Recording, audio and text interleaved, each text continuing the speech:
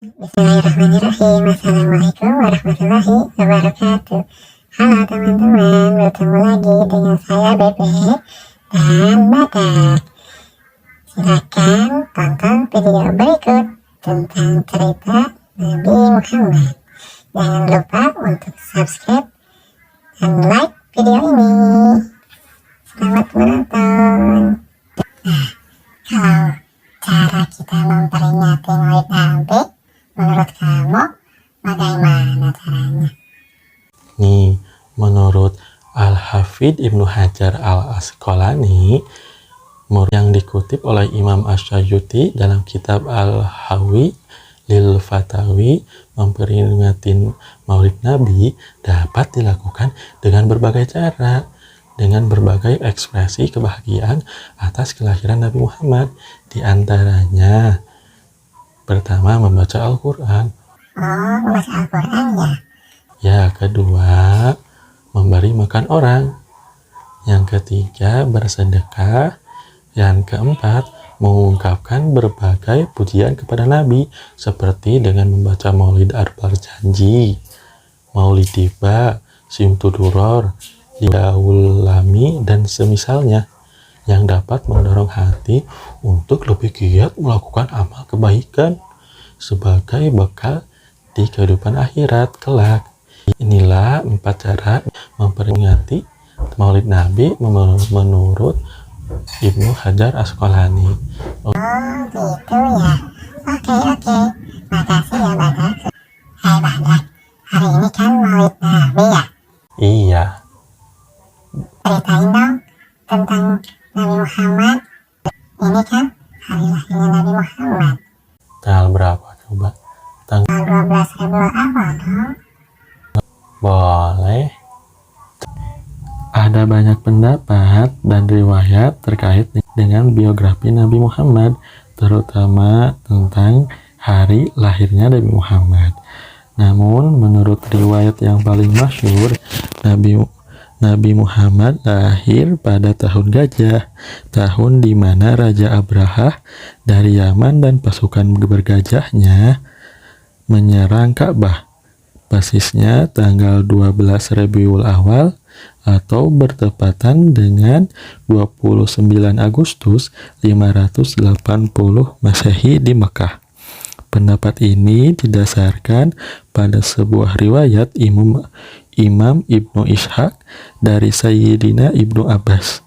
Rasulullah dilahirkan di hari Senin, tanggal 12 di malam yang tenang pada bulan Rabiul Awal, tahun Gajah.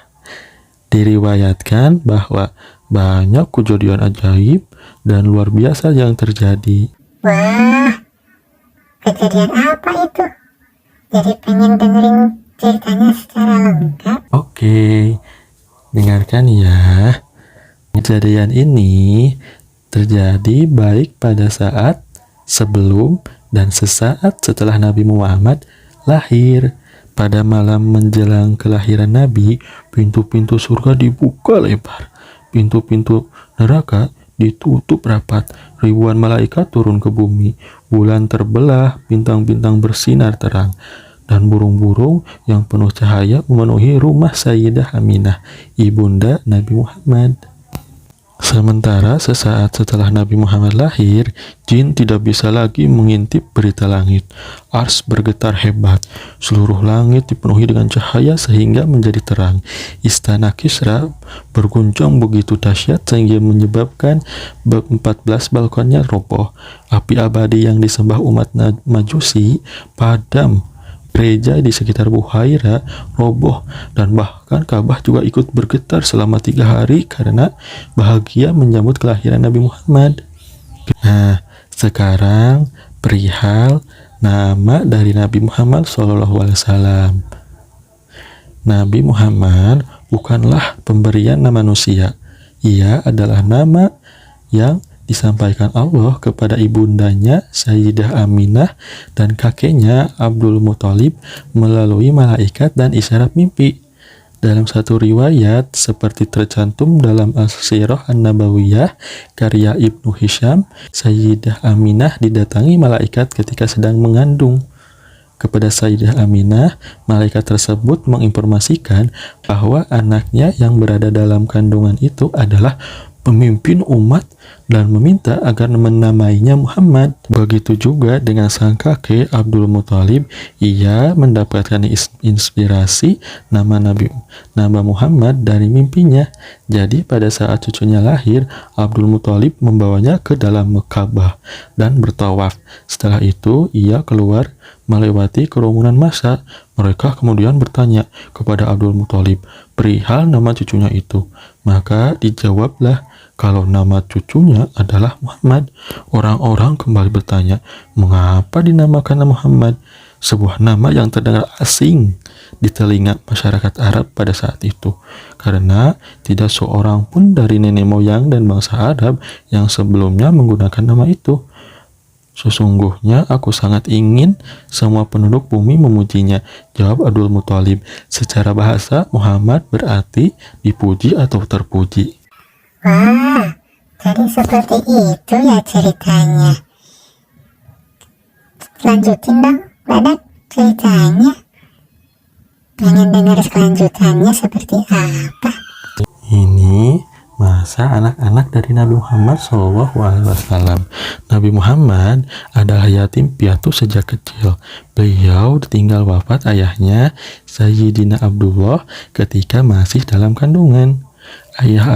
Sang ayahanda jatuh sakit dan kemudian wafat dalam perjalanan balik ke Mekah setelah sebulan berdagang di Syam. Dia kemudian dimakamkan di Mekah, di Madinah. Sementara sang ibunda Sayyidah Aminah wafat ketika Nabi Muhammad berusia 6 tahun. Nabi Muhammad hidup bersama sang ibunda selama 3 tahun, atau hingga beliau berusia 6 tahun. Dari usia sebelumnya, beliau hidup bersama dengan ibu susuannya, Sayyidah Halimah As-Sayyidah di kampung Bani Sa'ad. Keluarga Arab kota memiliki kebiasaan untuk menitipkan anak mereka yang baru lahir kepada perempuan desa atau gurun untuk disusui. Hal ini dilakukan agar anak mereka terhindar dari penyakit yang ada di wilayah perkotaan, agar anaknya memiliki tubuh yang sehat, dan agar anak-anak mereka fasih berbahasa Arab. Begitupun dengan Sayyidah Aminah. Ia menitipkan anaknya Nabi Muhammad kepada Halimah As-Sa'diyah beberapa saat setelah melahirkannya. Dengan demikian, Nabi Muhammad menghabiskan masa anak-anaknya, masa balita, di kampung Bani Sa'ad. Kehadiran Nabi Muhammad membawa keberkahan tersendiri bagi Halimah dan keluarganya. Setelah ada Nabi, kehidupan Halimah dan keluarganya menjadi lebih sejahtera karena hewan ternaknya menjadi gemuk-gemuk dan beranak banyak. Oh, seperti itu ya. Pada usia 6 tahun, Nabi Muhammad kembali hidup dan tinggal bersama sang ibunda.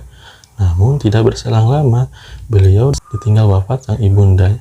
Nabi kemudian diasuh oleh kakeknya, yaitu Abdul Muthalib. Tidak lama kemudian kakeknya wafat dan Nabi diasuh oleh pamannya Abu Thalib. Itu sedikit cerita dari Nabi kita. Wow, nanti dilanjutin lagi ya ceritanya. Boleh, nanti kamu kesini lagi ya. Iya. Begitu ya, teman-teman. Sedikit obrolan kami. Jangan lupa untuk subscribe. Terima kasih. Dadah.